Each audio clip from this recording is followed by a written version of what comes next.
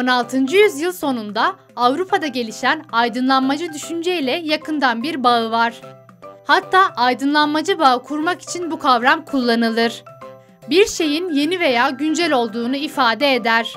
Zaman zaman çağdaş ya da çağdaşlık gibi terimlerle karıştırılıyor. Özelliklerini sıraladığımız kavram modern. Dilerseniz tanım bölümüne geçmeden önce halkın modern nedir sorumuza verdiği cevaplara bir göz atalım. Modern gelişmiş ülkelerde işte teknolojiyi kapsıyor. Ondan sonra insanın kendini yetiştirmesi, bilinçlenmesi.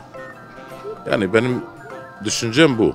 Bence yani dünden bugüne, önceki yıllardan bu zamana kadar gelen değişen, gelişen şeyler.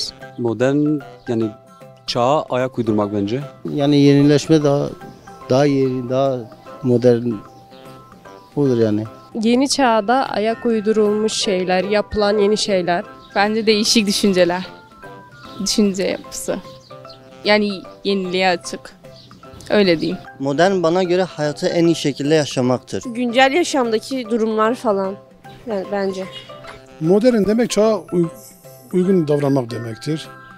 Yani çağın gerekliliği neyse onu yapmak demektir. Benim kafamda tabii göreceli bir kavramdır. Şimdi ne desem yani çağa ayak uydurmak diyelim biz. Modernlik bence sürekli gelişime açık olup sürekli yeni şeyler geliştirip onları uygulamak. Bana bunu çağrıştırıyor modernlik. Modern, lüks demek, çağdaş demek. Modern çevremizin, toplumumuzun kıyafet ya da gelenekleri kendi çevrelerine göre giymeleridir. Çağın gereklerine uygun. Ev, araba gibi şeyler canlandırıyor benim hayalimde. Yani bana öyle geliyor. Modern yenilik. Yeni klasik eşyaların üstüne bir şeyler ekleyerek onları geliştirmek çalıştırıyor benim için.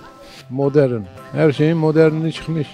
Biz de modern olduk artık. Modern nedir ya? Çağa uydurma, yeniliktir ha. Yenilik, çağa uydurma, gelişmeleri takip etmek, çağa uydurmak modern odur ha. Modern değişikliktir. İşte değişiklik bizi perişan etmiş.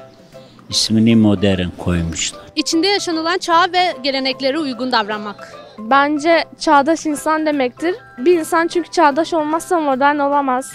İnsanlar giydikleriyle modern olmamalı, beyniyle modern olmalı. Çağdaş olmalı yani.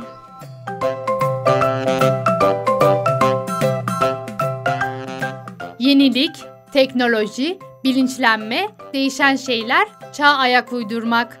Halk moderni bu şekilde açıkladı. Bu kavramı hayatı en iyi şekilde yaşamak şeklinde yorumlayanlar da vardı. Şimdi de tanım bölümümüzü ekranlarınıza getiriyoruz.